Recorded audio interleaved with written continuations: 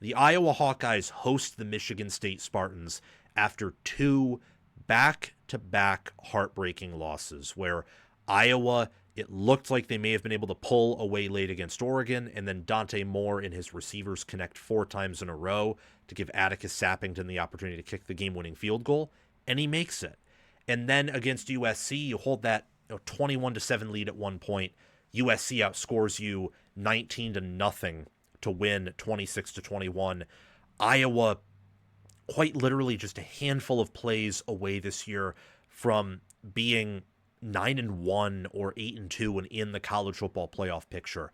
This will be a prime opportunity for revenge, though. 3:30 p.m. Eastern Time on FS1. Iowa's favored by about 16.5 points. For the Hawkeyes, they should convincingly win this game. But Michigan State, whether it was against Minnesota, whether it was against Michigan for about a half, or Nebraska for 3/4, or USC for 3/4, they have had a actually shocking knack of performing better on the road than at home, if you really think about it. So Boston College, horrible performance given BC only has one win. Youngstown State, awful performance. Western Michigan, pretty bad in the second half, though they looked good in the first half. USC and Nebraska, they were competitive in those games, more so than the Nebraska game, where they had a really good chance to win in that second half, and then it all fell apart. Indiana, they performed fairly well against a healthy Indiana team, for my money's worth. Against Michigan, I think the reason they kept it close had more so to do with Michigan than Michigan State themselves. And as for Minnesota, they should have won that game. They outgained Minnesota by around 200 yards.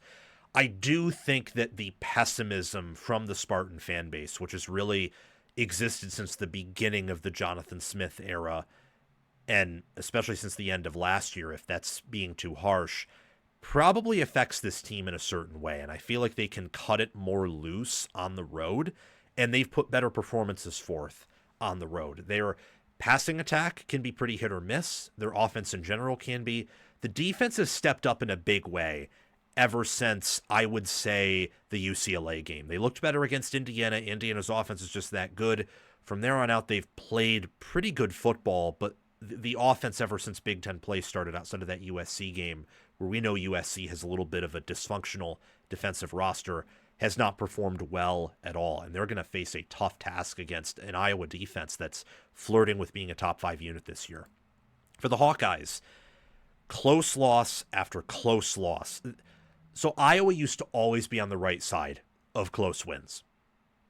This channel will make you a college football expert and help you enjoy watching games and make more accurate predictions. So what are you waiting for?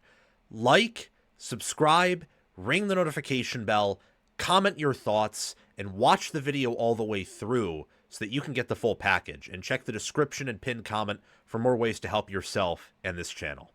Always. 2023, perfect example of this. 2021, perfect example. 2022, not so much. 2024, they lost all of their close games outside of, I think, the Nebraska one and maybe one other.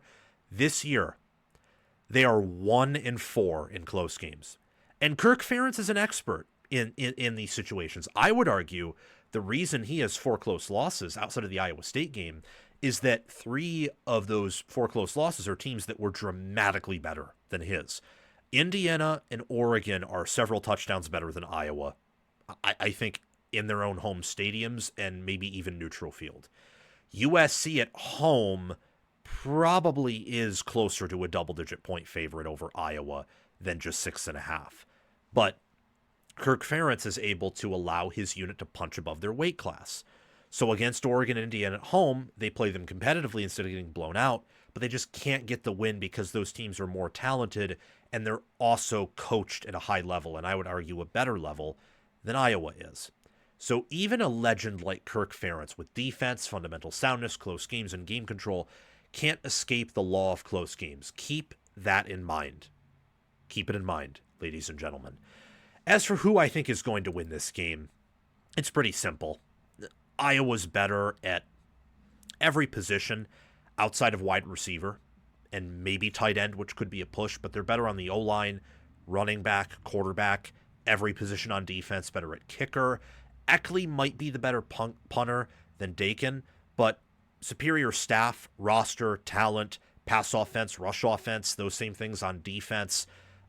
In the trenches, Michigan State might do an admirable job of slowing down Iowa's offense due to the nature of their rushing attack, and MSU stepped up there in rush defense. But I like Iowa here to win. And I don't know if I like this cover pick as much as when I made this graphic, or not made the graphic, but, edited the graphic, put my input in here. But I do think Iowa might be able to force some turnovers, and this will be Michigan State's toughest defense that they've played since Indiana's on the road. And unlike in that game where you had Aiden Giles playing, and Giles' ceiling is limitless, his floor is just very low. Michigan State's new quarterback, Milohojevic, I think is his name. I know what his name is, I just don't know if I'm pronouncing it correctly. Alessio Milohojevic. His ceiling is not as high.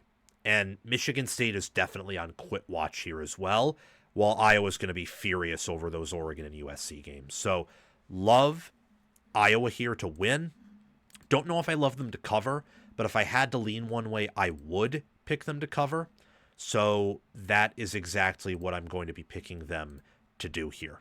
It's going to probably be a blowout, or if Michigan State keeps it competitive, I just don't see how they can win this game with the style of team they have, the level of coaching and depth they have, and how anti-clutch they've been. Thank you for watching. It's my mission on College Football with Sam to make you the most informed, knowledgeable, and entertained fan as possible.